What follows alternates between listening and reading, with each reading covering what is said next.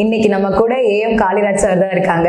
Gastritis ரிலேட்டடான எல்லா டவுட்ஸுக்குமே ரொம்ப டீடைல்டா இன்னைக்கு வந்துட்டு நம்ம ஒரு இன்டர்வியூ மூலமா கிளாரிஃபிகேஷன் கொடுக்க போறாங்க. Hello sir. Hello ma'am. How you sir? Fine. Okay, thank you so much sir first interview accept பண்ணதுக்கு. கேஸ்ட்ரைட்டிஸ் ரிலேட்டடா எப்படி கேஸ்ட்ரைட்டிஸ்னு ஒன்று எப்படி ஃபார்ம் ஆகுது, அதுக்கான மெயின் ரீசன் என்ன? ஓகே, ஸோ இப்போ கேஸ்ட்ரைட்டிஸ் அப்படின்னு பார்த்தீங்கன்னா நம்மளோட இரைப்பை அப்படிங்கிறது தான் நம்ம ஸ்டொமக் அப்படின்னு சொல்றோம். ஸோ அதுலேயே வந்து பார்த்தீங்கன்னா ஒரு ப்ரொடெக்டிவ் பேரியர் இருக்கு, மியூக்கோசல் பேரியர் அப்படின்னு சொல்லுவோம். ஸோ அந்த மியூக்கோசல் பேரியரை பிரேக் பண்ற மாதிரி நம்ம என்னென்ன விஷயங்கள் பண்றோமோ அதுதான் இந்த கேஸ்ட்ரைட்டிஸை வந்து காஸ் பண்ணுது.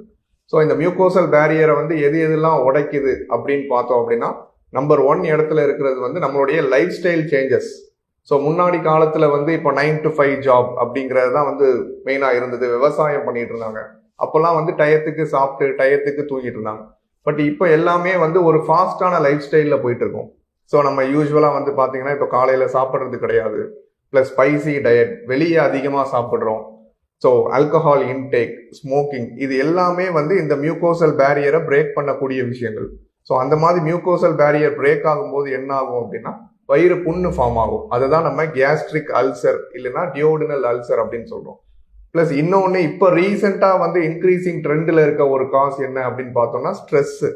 ஏன்னா எல்லாருமே இப்போ வந்து மெயினாக ஐடி ப்ரொஃபஷனல்ஸ் இல்லை மெயினாக டாக்டர்ஸுக்குமே வந்து இந்த பிரச்சனைகள் நிறைய இருக்கு. ஏன்னா ஸ்ட்ரெஸ்னாலையும் இந்த ஆசிட் செக்ரீஷன் வந்து அதிகமாகும்.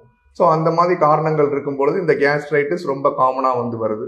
பிளஸ் இன்னும் சின்ன சின்ன ரீசன்ஸ் அப்படின்னு பார்த்தீங்கன்னா இந்த ஹெச் பைலோரை, ஹெலிகோபாக்டர் பைலோரை அப்படின்னு ஒரு பாக்டீரியா இருக்கு.